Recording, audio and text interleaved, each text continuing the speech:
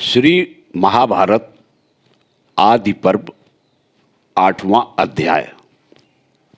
जय श्री कृष्ण। प्रमद्वरा का जन्म, रुरु के साथ उसका वाक्यदान तथा विवाह के पहले ही सांप के काटने से प्रमद्वरा की मृत्यु।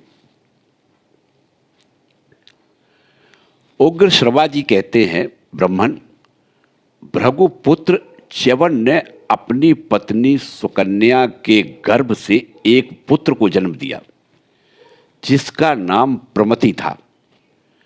महात्मा प्रमति बड़े तेजस्वी थे। फिर प्रमति के घृताची अप्सरा से रुरु नामक पुत्र उत्पन्न किया तथा रुरु के द्वारा प्रमद्वरा के गर्भ से सुनक का जन्म हुआ। महाभाग शौनक जी, आप सुनक के ही पुत्र होने के कारण शौनक कहलाते हैं। सुनक महान सत्वगुण से संपन्न तथा संपूर्ण भृगुवंश का आनंद बढ़ाने वाले थे। वे जन्म लेते ही तीव्र तपस्या में संलग्न हो गए। इससे उनका अभिचल यश और सब ओर फैल गया। ब्राह्मण, मैं महातेजस्वी रुरु के संपूर्ण चरित्र का विस्तार पूर्वक वर्णन करूंगा। यह सब का सब आप सुनिए। पूर्व काल में स्थूलकेश नाम से विख्यात एक तप और विद्या से संपन्न महर्षि थे जो समस्त प्राणियों के हित में लगे रहते थे। विप्रवर, इन्हीं महर्षि के समय की बात है। गंधर्वराज विश्वावसु ने मेनका के गर्भ से एक संतान उत्पन्न की। भृगुनंदन मेनका अप्सरा ने गंधर्वराज द्वारा स्थापित किए हुए उस गर्भ को समय पूरा होने पर स्थूलकेश मुनि के आश्रम के निकट जन्म दिया। ब्राह्मण, निर्दय और निर्लज्ज मेनका अप्सरा उस नवजात गर्भ को वही नदी के तट पर छोड़कर चली गई। तदंतर तेजस्वी महर्षि स्थूलकेश ने एकांत स्थान में त्यागी हुई उस बंधुहीन कन्या को देखा जो देवताओं की बालिका के समान दिव्य शोभा से प्रकाशित हो रही थी। उस समय उस कन्या को वैसी दशा में देखकर द्विज श्रेष्ठ मुनिवर स्थूलकेश के मन में बड़ी दया आई। अतः वे उसे उठा लाए और उसका पालन पोषण करने लगे। वह सुंदरी कन्या उनके शुभ आश्रम पर दिनों दिन बढ़ने लगी। महाभाग महर्षि स्थूलकेश ने क्रमशः उस बालिका के जात कर्मादि सब संस्कार विधि पूर्वक संपन्न किए। वह बुद्धि, रूप और सब उत्तम गुणों से सुशोभित हो संसार की समस्त प्रमदाओं अर्थात सुंदरी स्त्रियों से श्रेष्ठ जान पड़ती थी। इसीलिए महर्षि ने उसका नाम प्रमद्वरा रख दिया। एक दिन धर्मात्मा रुरु ने महर्षि के आश्रम में उस प्रमद्वरा को देखा।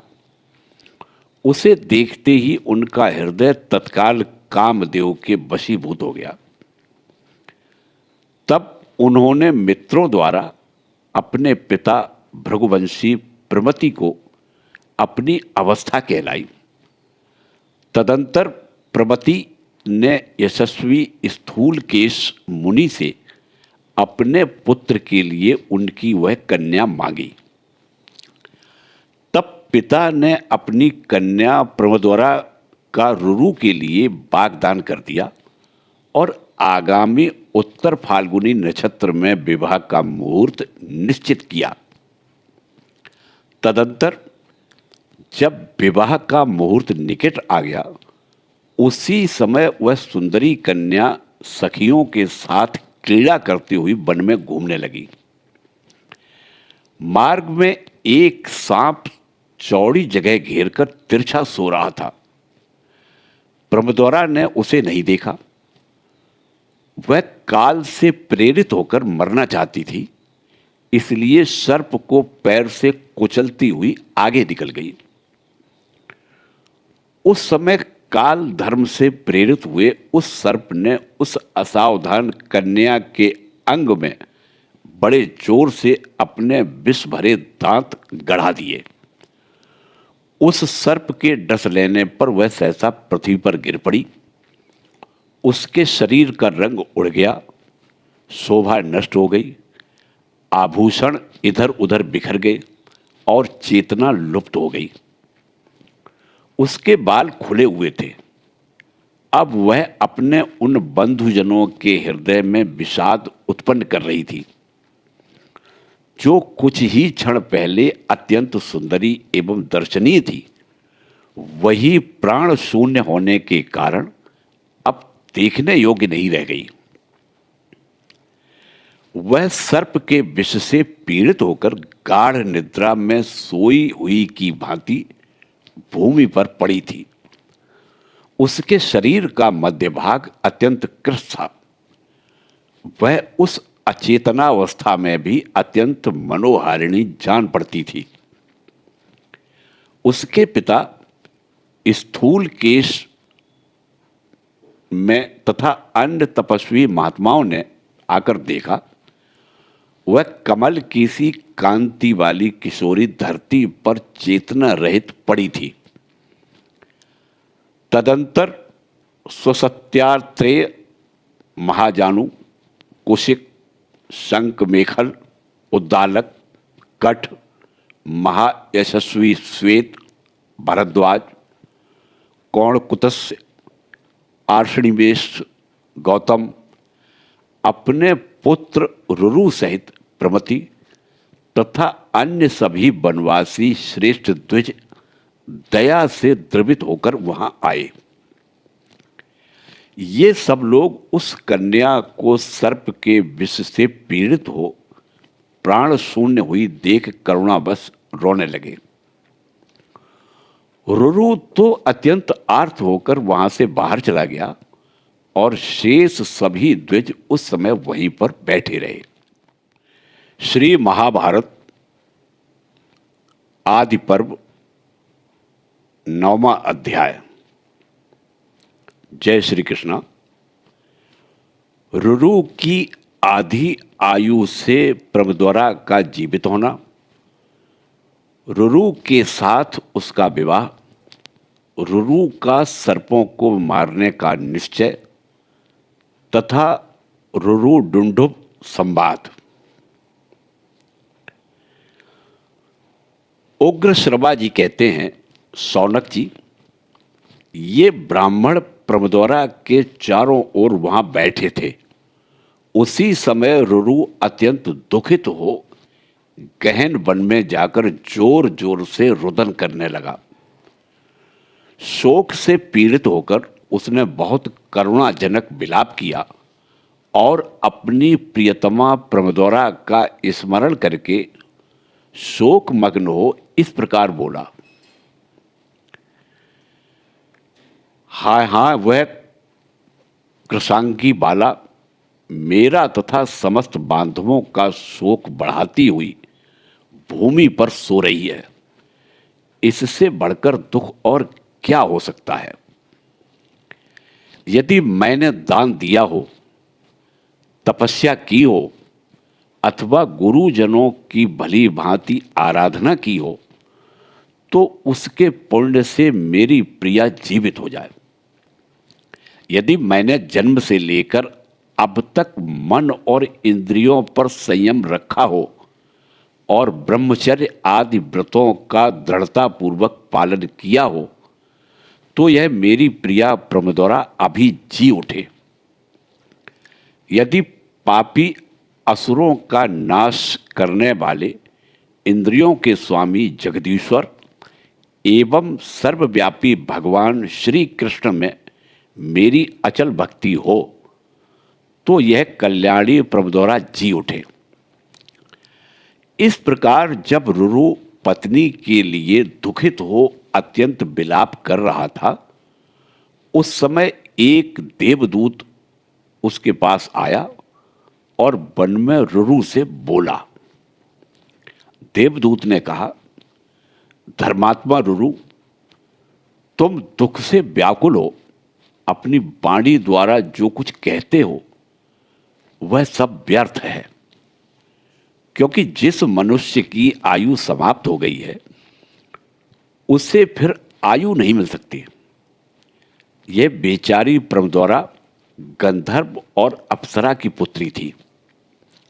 इसे जितनी आयु मिली थी वह पूरी हो चुकी है। अतः तात, तुम किसी तरह भी मन को शोक में न डालो। इस विषय में महात्मा देवताओं ने एक उपाय निश्चित किया है। यदि तुम उसे करना चाहो तो इस लोक में प्रमद्वारा को पा सकोगे। रुरु बोला, आकाशचारी देवदूत, देवताओं ने कौन सा उपाय निश्चित किया है उसे ठीक ठीक बताओ। उसे सुनकर मैं अवश्य वैसा ही करूंगा। तो मुझे इस दुख से बचाओ। देवदूत ने कहा, भृगुनंदन रुरु, तुम उस कन्या के लिए अपनी आधी आयु दे दो। ऐसा करने से तुम्हारी भार्या प्रमद्वारा जी उठेगी। रुरु बोला, देवश्रेष्ठ, मैं उस कन्या को अपनी आधी आयु देता हूं। मेरी प्रिया अपने श्रृंगार, सुंदर रूप और आभूषणों के साथ जीवित हो उठे। उग्र शर्मा जी कहते हैं, तब गंधर्वराज विश्वावसु और देवदूत दोनों सत्पुरुषों ने धर्मराज के पास जाकर कहा, धर्मराज, रुरु की भार्या कल्याणी प्रमद्वारा मर चुकी है। यदि आप मान लें तो वह रुरु की आधी आयु से जीवित हो जाए। धर्मराज बोले, देवदूत, यदि तुम रुरु की भार्या प्रमद्वारा को जिलाना चाहते हो तो वह रुरु की ही आधी आयु से संयुक्त होकर जीवित हो उठे। उग्र शर्मा जी कहते हैं, धर्मराज के ऐसा कहते ही वह सुंदरी मुनि कन्या प्रमद्वारा रुरु की आधी आयु से संयुक्त हो सोई हुई की भांति जाग उठी। उत्तम तेजस्वी रुरु के भाग्य में ऐसी बात देखी गई थी। उनकी आयु बहुत बढ़ी चली थी। तब उन्होंने भार्या के लिए अपनी आधी आयु दे दी। तब दोनों के पिताओं ने निश्चित दिन में प्रसन्नता पूर्वक उनका विवाह कर दिया। वे दोनों दंपत्ति एक दूसरे के हितैषी होकर आनंद पूर्वक रहने लगे। कमल के केसर की सी कांति वाली उस दुर्लभ भार्या को पाकर व्रतधारी रुरु ने सर्पों के विनाश का निश्चय किया। वह सर्पों को देखते ही अत्यंत क्रोध में भर जाता और हाथ में डंडा ले उन पर यथाशक्ति प्रहार करता था। एक दिन की बात है, ब्राह्मण रुरु किसी विशाल वन में गया। वहां उसने डुंडुभ जाति के एक बूढ़े सांप को सोते देखा। उसे देखते ही उसके क्रोध का पारा चढ़ गया और उस ब्राह्मण ने उस समय सर्प को मार डाला। ब्राह्मण ने उस समय सर्प को मार डालने की इच्छा से काल दंड के समान भयंकर डंडा उठाया। तब उस डुंडुभ ने मनुष्य की बोली में कहा, तपोधन, आज मैंने तुम्हारा कोई अपराध तो नहीं किया है, फिर किस लिए क्रोध के आवेश में आकर तुम मुझे मार रहे हो। इस प्रकार श्री महाभारत आदि पर्व के अंतर्गत पौलोम पर्व में ब्रह्मद्वाराग के जीवित होने से संबंध रखने वाला नवा अध्याय पूरा हुआ। जय श्री कृष्णा।